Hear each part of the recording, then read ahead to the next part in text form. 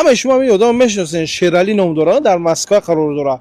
دیدینش آخی؟ این آدم نگاه که چی کار میکنه، یک بار نمیره نگاه که تماشا که خود میفهمه ان شاء الله برادر عزیز. این میگن رزultati گیمری. چنین گیمری با داروی گیاهی از 3 ساعت تا 8 ساعت است.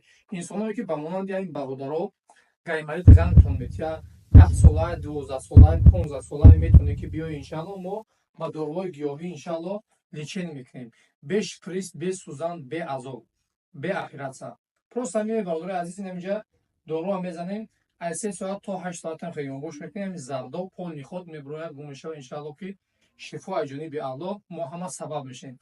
مراجعه کنیم مترو الماتینسکی ای مترو 1 минут راه пешком میای ان شاء الله ما در خدمت شما هجوما فیتابوچка масаж همش هست. با دل پر مراجعه کنیم. تاجیکستان هم همچنین مالایی که در تاجیکستان گیمریتون غمتون میتونه که با دل پر مراجعه کنه